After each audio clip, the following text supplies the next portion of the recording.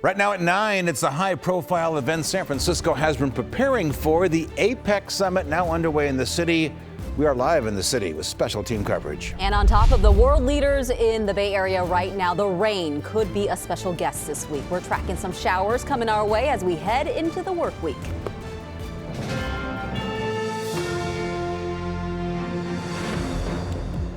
Thanks for joining us in this primetime edition of NBC Bay Area News. I'm Terry McSweeney. And I'm Gia Vang. And anchoring our coverage of the APEC Summit is Raj Mathai. Raj, good evening to you.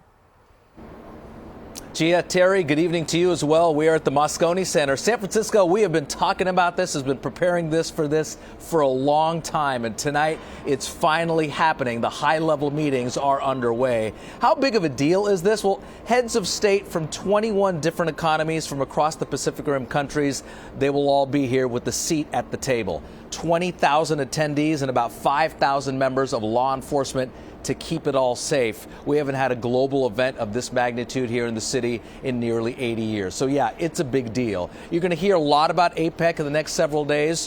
What is it in a nutshell?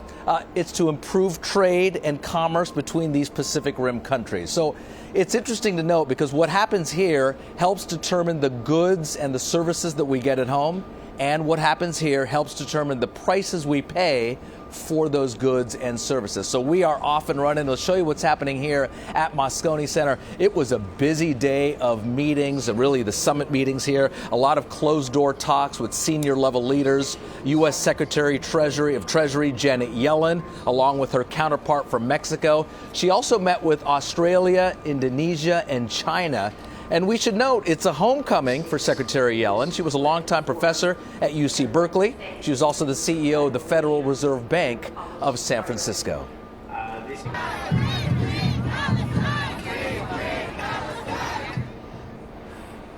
Yep, and this is also a big part of APEC, the protesters that we're seeing representing various causes. This group marched from City Hall here to Moscone Center. They're calling out corporate greed and demanding more climate change initiatives. There are protests scheduled every day this week. The protesters want to send their message loud and clear to the highest level of U.S. leadership, and they will all be in town.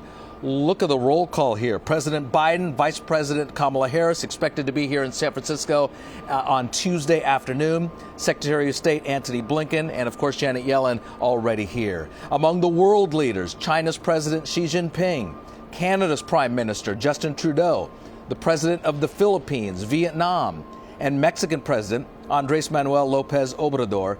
All will be here in the next 48 hours.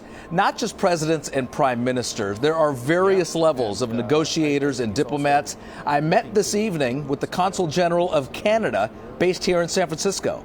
Really just about why APEC is relevant. You know, at this moment in history particularly, you know, organizations like APEC become interesting and become really important, you know, as a way in which people can speak together and resolve real day-to-day issues on behalf of the people that live in those countries. How do you describe APEC? Is it something that makes trade and commerce easier and better? I think that there's a lot of conversations that are happening that are kind of below the surface, and you don't read about them in the newspapers all the time, but we want to make sure that there's a forum to have those conversations amongst the most senior leaders of these countries. A lot of high-stakes talks here, and we get to see them unfold right here in our own backyard. Well, not just here at Moscone Center. The events this week will be citywide. Tonight, a big kickoff hosted by Mayor London Breed. And for that, let's bring NBC's Alyssa Goard, who joins us from City Hall. Alyssa. Raj, at City Hall, the party that was here tonight has wrapped up, but not all of the parties are over yet. We are right here at Civic Center Plaza, and people have been walking all across this plaza, bopping around from different parties, and there are many of them in the city tonight. Now, police are well aware that people who are headed to these parties are CEOs, heads of state, and other dignitaries, and so they've been monitoring very closely. So right here on this plaza, there have been police officers staffed at each corner. Many of the police officers have left in the last half hour or so, and the plaza has also been barricaded as law enforcement keeps an eye on things here. At City Hall this evening, San Francisco Mayor London Breed and the CEO of of East West Bank hosted a welcome reception for the APEC Business Advisory Council, which advises APEC on business matters. International dignitaries were there, as well as local elected officials and business leaders. San Francisco Mayor London Breed says global leaders have been sharing their praise with her about the city. What they're saying mostly is, it's great to be here. We're so happy to be here. This is an amazing city. This is a beautiful city. And mostly, we're looking forward to APEC and the excitement around APEC. Back out here live at City Hall, you'll notice that City Hall is blue. That is because blue is one of the APEC colors. There's also an APEC flag that's flying at City Hall, and lots of attendees have been walking around even now in the nighttime to get their photo ops with the blue illuminated City Hall. Live in San Francisco, Alyssa Goard, NBC, Bay Area News. Alyssa, thank you. It's the safest San Francisco has been in a long time. Now, among the primary issues this week is climate, innovation, and how to include everyone in these big money-making plans. Keep in mind, this is an economic summit. Everyone wants to have a bigger bottom line here. Let's bring in NBC Bay Area's Thom Jensen, who's here with me at Moscone Center. Thom. We did see a heavier police presence outside Moscone Center today, much heavier than yesterday, and barricades are in place waiting to go up first thing in the morning to fully widen the street closures before U.S. delegates officially welcome world leaders to APEC 2023 in the morning. It's still a few more days before President Biden and most of the leaders from the largest APEC economies arrive in San Francisco. But there are already some high-powered dignitaries here at the Moscone Center. This is a particularly exciting time for bilateral relations between the United States and Indonesia. Secretary of the Treasury Janet Yellen met with Indonesia's finance minister and delegates from other nations this afternoon. I'd also like to congratulate the government of Indonesia for releasing the comprehensive investment and policy plan. And APEC staff members gave journalists from around the world an update on how the Economic Alliance is doing right now and what to expect in the next few years. This briefing also hopefully will provide insights on the outlook for trade. APEC economic growth is getting more stable than in previous years, but we can see that economic growth has improved, but we are facing some downside risks. APEC's Policy Support Unit Director says post-pandemic supply chain problems continue to hamper trade, and extreme weather and natural disasters have negatively influenced member economies. He says an aging population will also create more growth headaches as social service costs increase and the available workforce shrinks. Over a long term, we need to look at demographics because this is starting to have certain influence on how much we can grow. Important issues APEC CEOs and political leaders will hammer out in meetings later this week. APEC really gets rolling first thing in the morning when U.S. Secretary of the Treasury Janet Yellen makes the opening remarks. In San Francisco, Thom Jensen, NBC Bay Area News. Thom, thank you. Back here live on the third floor here at Moscone Center, where all the dignitaries and a lot of the meetings are taking place. We will join you again, Chia and Terry, in about 20 minutes from now. Talk about really the benefit, even if you have nothing to do with this conference and the summit, how people are benefiting here in San Francisco. Guys, we'll see you in a little while. Great, Raj. Thanks very much. Get back to you at 9:30, and our coverage from Moscone Center continues all week long. That's right. Our Raj Mathai will be at Moscone along with our Jessica Aguirre, Janelle Wang, and our team of reporters. And as all of this is going on, you can stay up to date from the schedule to the road closures. We've put together everything you need to know about the APEC Summit on one page. Use your phone to scan this QR code, and I'll take you straight to that guide. All right, time now to take you outside. A live look from some of our cameras across the Bay Area tonight. So you can see them right behind Rob Mayeda here. Rob, we're talking about some changes on the way, but today was pretty nice. It was actually 70s and actually 80 degrees earlier around San Jose. Right now, increasing high clouds around San Francisco. And as we head into tomorrow, we'll see more of those clouds as a pattern shift begins to evolve in the forecast Monday to Tuesday. You can see some rain there approaching the north coast. And as we move forward now into your Tuesday, areas south of San Francisco probably looking at just a few hit and miss showers, generally less than 1/10 of an inch of rain. But northwestern Sonoma County should fare the best in terms of total rainfall with this first wave of rain. Notice as we show you the extended forecast, it's not just one day. We're talking Tuesday, Wednesday, Thursday and Friday. Slow moving low pressure, which initially will aim in more significant rain totals to the north. But then Wednesday through Friday, I believe, we'll start to see those higher rain totals start to come up for areas south of San Francisco. So the first of 4 days of rain in your 7-day forecast. Close look at the timing and totals coming up in our microclimate forecast in about 10 minutes. All right, Rob, thanks. And don't forget, when we're not on air, you can stay updated on the rain 24/7. Just download our free NBC Bay Area News app for access to our mobile Doppler radar and customize weather alerts sent straight to your phone. We are following developing news out of San Francisco tonight, where the discovery of a body has launched an FBI investigation. San Francisco firefighters found the body in a parking lot near Crissy Field about 6:30 this morning. Not clear why firefighter personnel were in that area to start with. U.S. Park Police tell us the FBI is leading the investigation into what happened because the case happened in an area of exclusive federal jurisdiction. We've reached out for more information. We'll bring you the latest as we learn more. Well, tense moments today when police suddenly shut down a South Bay neighborhood. Some people were forced to shelter in place. Others could not return to their homes. This during an intense search for a man they considered dangerous. NBC Bay Area's Marianne Favreau is in San Jose with new developments. This all started here on a home on Rexwood Court in the Evergreen neighborhood. Now one man is in custody, and after hours, neighbors have finally been able to return to their homes. More than 24 San Jose police patrol cars descended on Rexwood Court today. Police say they responded to a report of domestic violence and criminal threats shortly after 11 this morning. Investigators say a woman suffered non-life-threatening injuries and was taken to a local hospital, and police began searching for the suspect. They had the riot gear on, and they were hiding behind people's vehicles, including the squad car that's down there, you know, with guns pointed. Police also brought in an armored rescue vehicle, often used during barricades. Neighbor Mary Jennison says during the search, she was not allowed to return to her home for hours.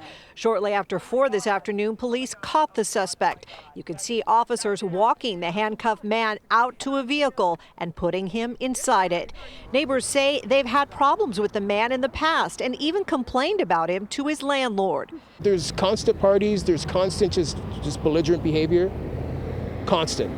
Tonight, neighbors say they're relieved no one else was hurt and they can finally return home. Police have not yet released the name of the suspect or what he was arrested for. In San Jose, Marianne Favreau, NBC Bay Area News.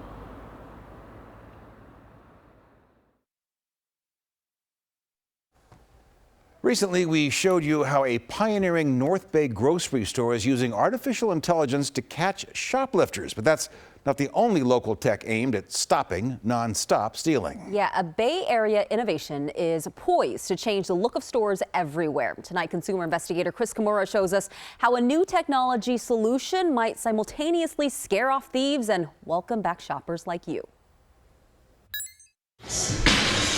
Because this is still happening. Lots of stores now lock up lots of merchandise. You have to ask for someone to open the case just for toothpaste. I said, you're kidding me.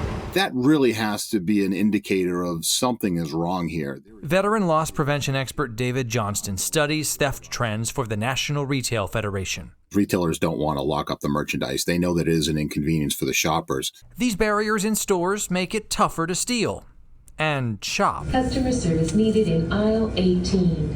What's happening today isn't solving the problem. Like a lot of us, David Ashforth wanted to buy an item at a drugstore that was locked up. I had to find someone with a key, and it was at that moment really when the light bulb went off. David is no ordinary shopper. Here in Sebastopol, he heads a company called Digital Media Vending International. Its machines are everywhere, in places like hotels and airports, stocked with electronics or toiletries that maybe you forgot to pack. So when this vending machine guru went to the store and encountered merchandise that a worker had to unlock, he saw an opportunity to redesign stores. And I thought, my machine could fit like right here, and then I wouldn't have to find a manager with a key anymore. David's company is inventing new shelving for stores. This one we're just setting up to test. Basically a huge modular vending machine that can replace an entire aisle. In this case, we've got 7 modules, which makes it about 26.5 foot wide. David's team calls this an automated retailer. Merchandise is stocked safely behind glass to stop thieves. At the same time, honest shoppers get self-service access that's faster than waiting for a manager. The machine will deliver their products to them in real time, instantly. David showed us how it works. So this robot is specifically designed for wine and champagne bottles. You pay in advance online or at an in-store kiosk. It prints you a receipt or it gives you a pickup code. Punch it in. Then a robot activates. Within 15 seconds or so, it fetches your item and delivers your merchandise. No waiting. No stealing. And yes, because today's most brazen thieves smash and grab, David told me some clients are curious about customizing machines with essentially bulletproof glass. I asked David what message he's sending would-be thieves. What's the message? I mean, I think, it's over. It's that simple. Yeah, it's over, yeah. These modular machines can cost tens of thousands of dollars each, but stores are losing even bigger money to theft. The National Retail Federation's newest data shows stores' losses jumped from $94 billion in 2021 to $112 billion in 2022. The Federation surveyed 177 brands. More than half say they're now boosting security budgets. Retailers are asking for the help. They're looking for new and innovative ideas, and they're looking at technology to help prevent the theft. DMV, I can't share names, but it did tell me there are stores you and I both know that are very interested in buying those machines, perhaps nationally. There's about 44 that we're speaking with right now, which is a lot of conversations.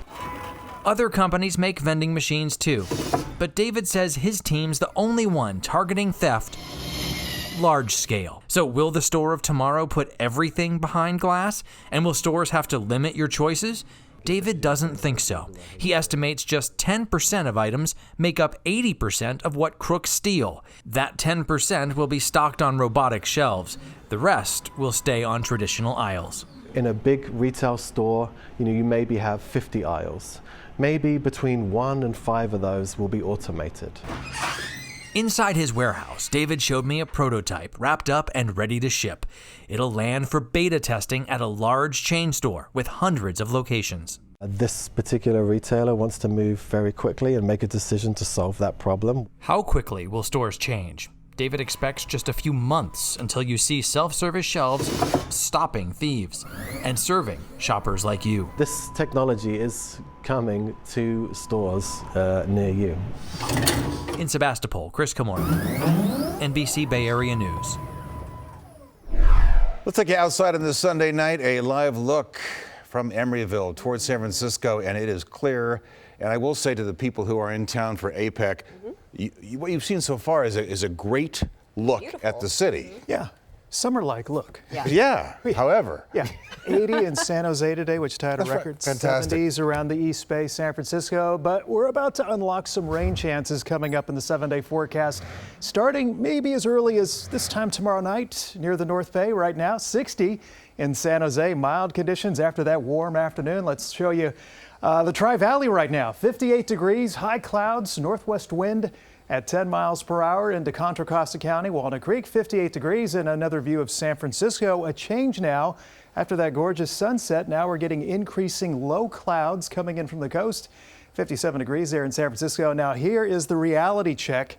Again, average temperatures this time of year should be mid to upper 60s. Instead, 70s inland, even San Francisco, almost 70 today, 80 in San Jose. Again, did tie a record for this date. Now tomorrow morning, mostly cloudy skies, combination of low clouds and high clouds to start the day. Then as we move forward, areas south of San Jose briefly may approach the 70s again, but with those increasing high clouds, odds aren't there we're going to see quite as warm the temperatures that we had to wrap up the weekend. 7-day forecast right there, though, shows you what's coming our way. First wave, though, likely stays with the North Coast to North Bay emphasis as we head through the day. Tuesday, here is your Monday forecast. Partly cloudy skies during the day. Then as we head into the nighttime hours, just before that Tuesday morning commute, we're expecting some rain at times. So factor in some rain for your Tuesday morning drive, but probably not for Tuesday afternoon. Look what happens here, a little unusual. The rain is going to pull out of the North Bay and move up the coast for drier weather as we get into Tuesday evening. So this first chance of rain, highest totals likely right there in northwestern Sonoma County, where the rain will linger a bit longer, probably till about midday Tuesday before skies turn partly cloudy heading into Tuesday evening. Now, better rain totals for areas south of San Francisco. You see it right there. Will be in the Wednesday through Friday timeline, and you can see why here. This area of low pressure, once it approaches the coast, it stays there Tuesday through Friday before finally scooting through Southern California. So the timing right now looks like Wednesday morning to Wednesday midday, more rain at times. Then scattered showers likely for Thursday. Then that final wave pushes through. Maybe the highest totals in this event will be Friday for the South Bay and Santa Cruz Mountains, and then some clearing skies as we head towards next weekend. So one more dry day. Good day to get those rain gutters and storm drains cleared, since it's been a while since we've had more than just one day's chance of rain. Once it sets up, Tuesday, Wednesday, Thursday, Friday. Ongoing rain chances, though the emphasis once we pass Wednesday will likely be areas on the Central Coast and the South Bay, especially on Friday, but then pretty good timing there for the weekend. Skies clear once again, just in time for next Saturday and Sunday. Wow. And Rob, this is the big storm of winter that we've gotten so far, right? Most substantial, yeah. We'll call it that. I mean, the rain totals do look impressive on that map, but again, it is going to be spread out over 4 days. Highest totals, Santa Cruz Mountains, maybe 2 to 3 inches of rain, but we'll see if that storm moves out on schedule Friday before we get into the weekend. I think the phrase that really gets a lot of people's attention is atmospheric river, because we know what they can do, and they did it earlier this year. Well, you saw the temperatures. We're talking rain chances of temperatures in the 60s and 70s. It tells you something about the origin of where this moisture is coming from. So it's good that we're getting the rain here, but if you're looking for a real kickstart for the Sierra ski resorts, snow levels probably above 7,000 feet. With this pattern, they should drop closer to 6,000 feet by Friday. Okay. But Mount Rose is open, and a couple are going to open next weekend, no matter what. This should help them out. All right. Rob, thank you. Coming up, the APEC Summit officially underway in San Francisco. That's right. Raj Mathai will join us live once again with some highlights from today's events. Stay with us.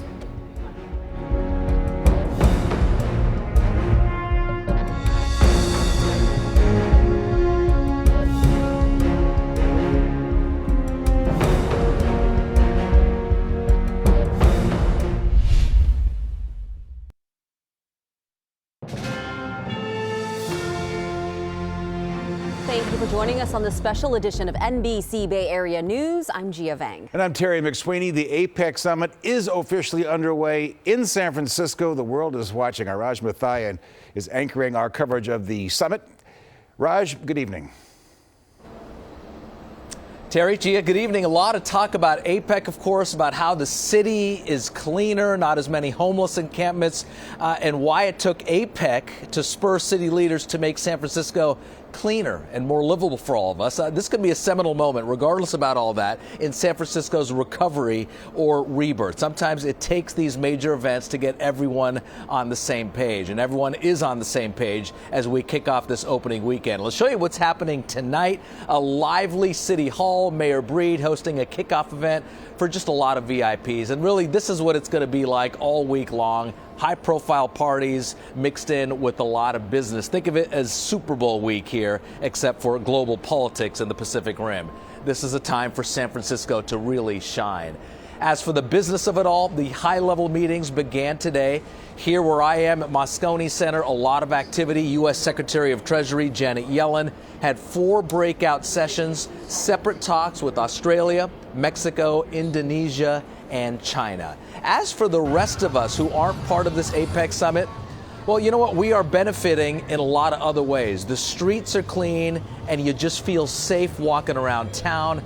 Families are out and about. Look at Union Square, buzzing with activity and energy. And a few blocks away, it was buzzing in Chinatown as well the last couple of nights with that open-air market. Thousands of people showed up.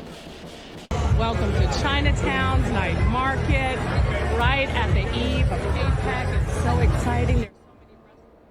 Yep, that's Mayor Breed actually posting on her own Instagram feed. She was at that night market at Chinatown last night. A wild success, back-to-back nights. I was there too, walked around with the family, haven't felt safer and seen Chinatown look so vibrant in a long time. Fun to see Chinatown alive again. City and state leaders, even national leaders, enjoying this rebirth here in San Francisco. The communities are getting together. The pride of San Franciscans in showcasing our city. They want to bring these major, events to San Francisco because we had to compete against other cities and other states in the U.S., but they chose San Francisco. So we're coming back. So we see all the high-level dignitaries here, but there's also thousands of protesters that will be here today and the rest of the week, many of them rallying and marching today through the streets of San Francisco. Here's NBC Bay Area's Christy Smith. Workers over profit. Protesters gathered at Embarcadero Plaza speaking up against the Asia-Pacific Economic Cooperation Forum happening this week in San Francisco and other issues. People reject APEC and want to have policies that actually lift up people's right to a decent job, a decent housing, a clean environment, the things that actually promote people's sustainability. Many different groups and causes were represented. A lot of folks are upset at their governments. They want to be represented by their world leaders, and a lot of times we see kind of lip service paid to things like climate change, lip service paid to things like worker rights.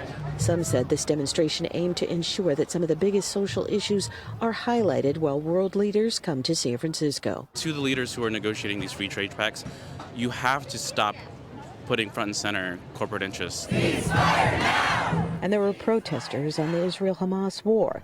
People attending today say they hope their voices make a difference. When you see these thousands of people mobilizing, you can't just hide away from it. Then people marched up Market Street toward Moscone Center, where fencing was being prepped, a sign of how much is being done to protect the summit and attendees. Demonstrators stopped at 5th and Howard Streets about a block away. Marty Brewer talked about the type of change he's looking for. Take climate responsibly and seriously, and very few people are doing that. We are failing in our response.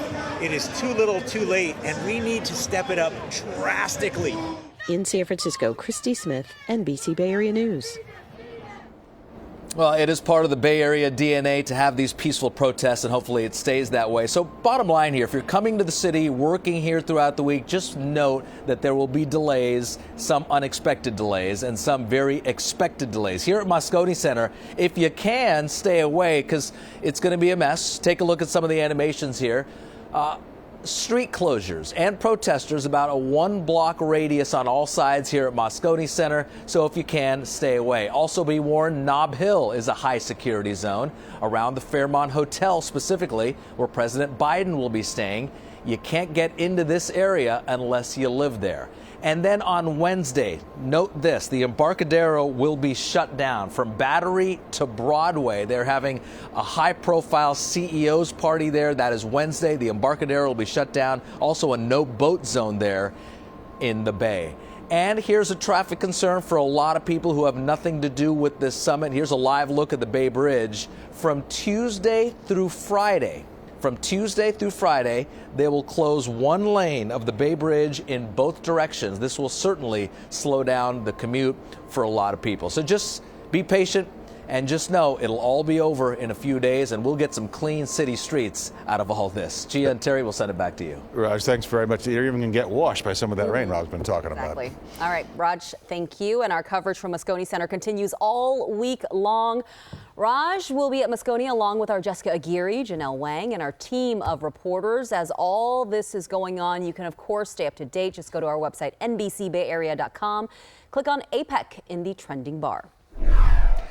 Switching gears now to a story you'll only see on NBC Bay Area News. For the first time, the parents of one of the toddlers who drowned at a San Jose home daycare center are speaking about their unimaginable loss. The Hanans sat down exclusively with our investigative reporter, Hilda Gutierrez, to talk about their bubbly, loving, curly-haired girl. They say they don't want little 1-year-old Lily Jade remembered as a headline. She just had this quality about her, the way she looked at people, that she would get people to stop and smile. It's a beyond devastating, horrific loss. Definitely our lives will never, ever be the same.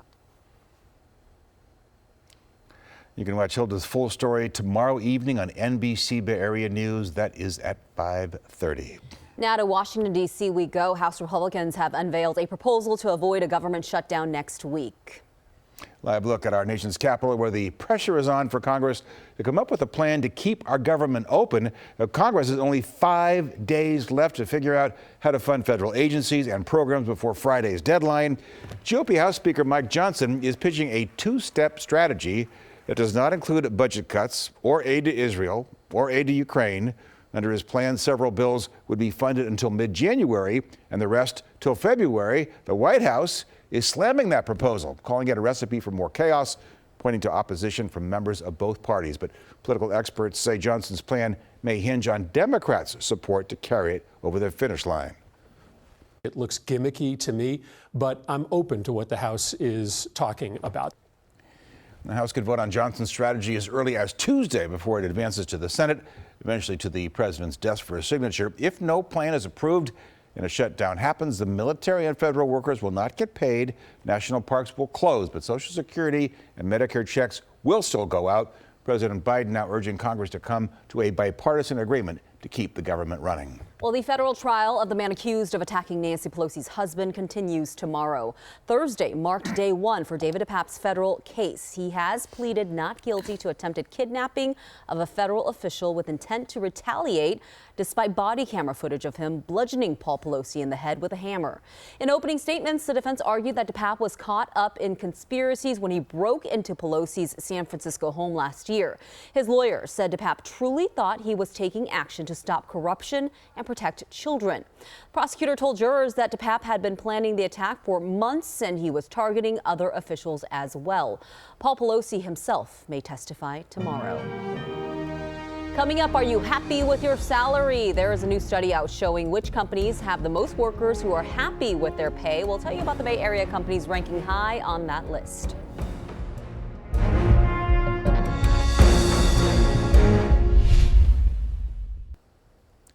Honoring hundreds of crewmen who were killed at sea during World War II. It happened today on Mare Island. Vallejo holds a lost submarine memorial every November. It is to remember the 575 crewmen on 7 submarines built on Mare Island lost at sea during the war. One of the submarines was finally located just 17 years ago, prompting this free and public memorial. Organizers with the Mare Island Heritage Trust say it's a privilege and responsibility to remember the submarine crews. So we started this service 17 years ago when one vessel was found, the USS Wahoo, on waters north of Japan and south of a Russian island named Sakhalin Island. And so it was a celebration and a closure for the families of the 89 men who are there at rest at the bottom of the sea. Mare Island is a former naval base, played a major role in World War II. Well, a new push in California classrooms to fight the surge of online misinformation. Starting next year, all K through 12 students will be required to take a fake news detection class. It's all part of a measure Governor Newsom signed into law last month. Menlo Park Assemblyman who sponsored it says it is important to teach young people how to recognize reliable news sources and the critical role the media plays in democracy. Students will also learn how to think twice about what they see on the internet. Some big bragging rights for the Bay Area when it comes to companies whose employees are happy with their pay. New rankings from the website Comparably show 10 of the top 15 companies in the country are right here in the Bay Area. Here's a look at some of the rankings. The Pleasanton-based HR company Workday is number 1. Uber in San Francisco took number 3. San Jose's Adobe and Calix took spots 4 and 5. Sunnyvale's Proofpoint came in at number 6. We are just owning this. The numbers reflect employees who are not only happiest with their pay, but who also felt paid fairly in comparison with their colleagues. We're doing all right here. Up next, we'll take you to the movies, how Marvel's latest film is doing at the box office.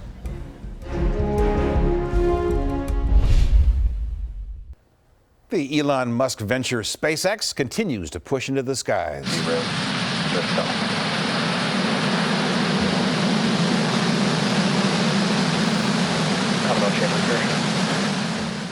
The company launched another Falcon 9 rocket in Cape Canaveral, Florida this afternoon. This launch part of the M-Power series of missions. The flight placed 2 communication satellites into medium Earth orbit. It is the 84th launch of the year for SpaceX. Well, not a box office opening they predicted, and some are saying interest in one of the world's biggest media franchises could be on the decline. How goes it out there? You know, cold, no air, space. That is from the trailer for The Marvels, which opened this weekend. It's estimated the film drew just $47 million domestically over the weekend. The initial predictions were closer to the $80 million range. In fact, only 2 other Marvel Cinematic Universe movies have opened lower than $60 million. Some experts say this shows Marvel isn't connecting with its audience the way it once did. With rain on the week this week, maybe people will be going to the movies, Rob, don't you think? Good movie watching weather ahead. Maybe not so much tomorrow. We're watching the rain chances, though, on the increase moving forward to the week ahead as the stormy pattern takes shape in the Pacific off to the west. The timing and totals of the rain ahead when we come right back. We've got some gorgeous shots of San Francisco available just about every night, and there's one right now. Looks like there's some clouds up at top there, but no rain yet. That's the one thing that's been missing this weekend is the fog, which is a classic part of San Francisco weather. You got the low clouds coming in. This time tomorrow night, we'll probably be firing up the radar with rain on approach. And there's plenty of it across that 7-day forecast. Right now, 60 in San Jose, mostly clear skies. We'll take you again to the East Bay. Tri-Valley, Livermore, 58 degrees, and to Walnut Creek, 58 as well. And as we take you down the peninsula, SFO currently seeing a few patchy low clouds, 61 degrees.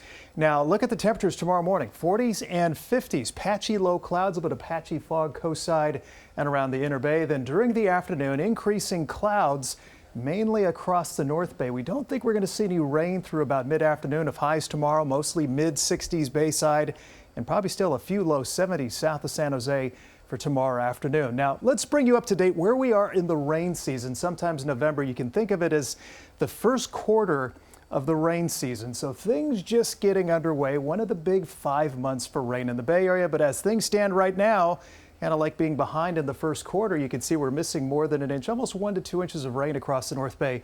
But given it's this early in the season, it just takes a storm or two to get caught up, and precisely that towards the end of the week, I think we'll make a dent in some of those deficits. Not so much, though, with this rain we're expecting Tuesday. Not a lot outside of the North Bay, and you can see why here as we go into the futurecast. Monday, increasing clouds. Then on top of the Tuesday morning commute, should see some rain passing over the Bay Area, mainly a morning to midday event, which ends at the latest by about midday for the North Bay. Then into Tuesday evening, things start to dry out. However, the wetter part of the forecast should be Wednesday through Friday. Now take a look at these totals. Keep in mind these are 3-day totals, and that could put a dent in the rainfall deficit map you saw a little bit earlier. Some of the mountain areas, maybe more than an inch to an inch or two of rain down for the Santa Cruz Mountains, but around San Jose, inland valleys, probably about 1/3 of an inch to a 1/2 inch of rain. As we see 3 more days of rain chances. Wednesday, scattered showers follow into Thursday, then 1 more day Friday, which could be the best for rain totals around the Santa Cruz Mountains and the Central Coast as that storm passes through as we head into next weekend. Some clearing skies as we head towards next Sunday. So mild temperatures will continue. It's not too often that you get 60s and low 70s of rain chances. We do have a slight atmospheric river connection to these rain showers, which will be in from Tuesday through Friday. Then we should see clearing skies as we move forward towards next weekend. Changes on the way, rolling in this time tomorrow night. Oh, yeah, and everyone who's here for APEC will see it. Okay, yes. Rob, thanks. Anthony Flores is here, and I've really enjoyed the last 2-3 weeks with 49er fans losing it. You know, fire him, fire them, trade him, trade them, and now all of a sudden everything's just fine again. They look like the team we were seeing at the beginning of the season, right? Yeah. The 49ers win for the first time in more than a month. How the Niners were able to get back on the winning track in Jacksonville. Stick around. Sports is next.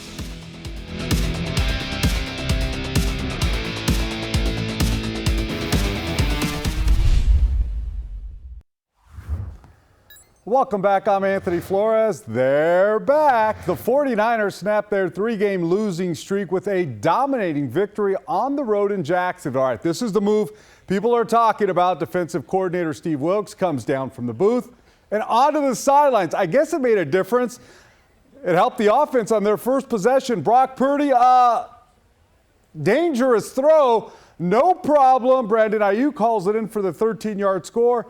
10-0 Niners after one. Chase Young playing in his first game since being traded from Washington. Bosa and he were teammates at Ohio State. They team up right here on this sack of Trevor Lawrence. The defense had 5 sacks and forced 4 turnovers. Third quarter, Purdy on the money to George Kittle. He walks it in for a 66-yard score. Purdy with 3 touchdown passes.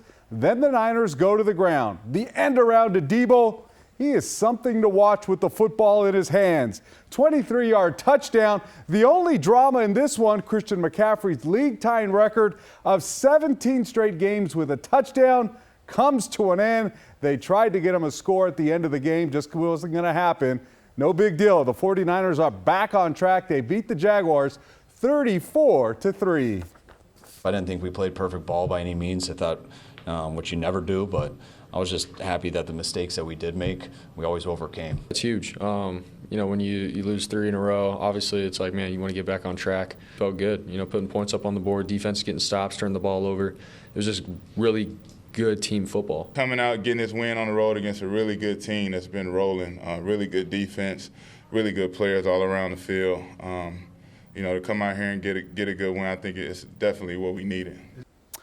All right, a game you saw right here on NBC Bay Area. The Silver and Black facing the Jets on Sunday Night Football. Tied at 9 in the fourth quarter.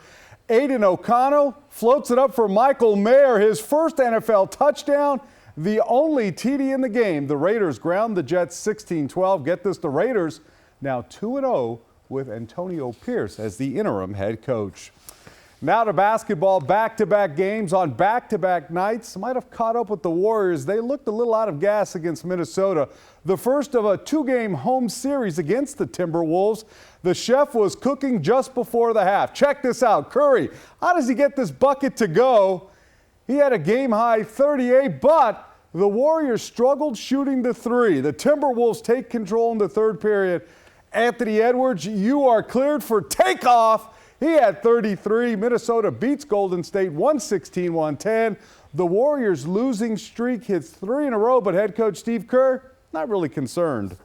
It's not like we were the world's greatest team when we were 6-2, and we're not the world's worst team losing the last 3. It's just this is part of the season, and I think we just played back-to-back 2 great defensive teams that throttled us, and we need to figure out some things offensively, and I'm confident that we will. Top 25 women's hoops on the farm. Stanford taking on number 9 Indiana. What a day for Cameron Brink. She was a force against the Hoosiers. The senior forward was hitting from inside, outside. She had 20 points, 17 rebounds, and 4 blocks. The Cardinal upset the Hoosiers in a blowout, 96-64. On the ice, the Sharks in SoCal to take on the Ducks. First period, Luke Cunnin with his second goal of the season. That tied the score at 1-1, but then the Ducks would outscore the Sharks 3-0 the rest of the way, including a pair of goals in the third period. The Ducks beat the Sharks 4-1. San Jose falls to 2-12 on the season. And back to the 49ers. Florida will now come to the Bay Area. Next Sunday, the Niners will host Tampa Bay. Everything's right in the world again with the 49ers, right? They look great on offense, defense, special teams. Steve Wilks now on the sidelines. The players say, it doesn't really matter, but it was nice to talk to him on the sideline. Yeah, and you don't have to trade all those players. You don't have to fire all those other people. So it makes it a lot simpler. The 49ers have the best roster offensively and defensively in the NFL. It helps when you have good players. Yeah, it does. All right, Anthony, thank you so much. Okay, well, colorful rays of light and a symbol of pride will soon make a comeback just in time for the APEC Summit in San Francisco. This is a view of the 12 giant rainbow laser beams Illuminate SF, reinstalled last year during Pride Month. Well, they're all set up along Market Street again. They're going to activate it tomorrow. And we'll show you on NBC Bay Area News at 11, and we'll see you in about an hour.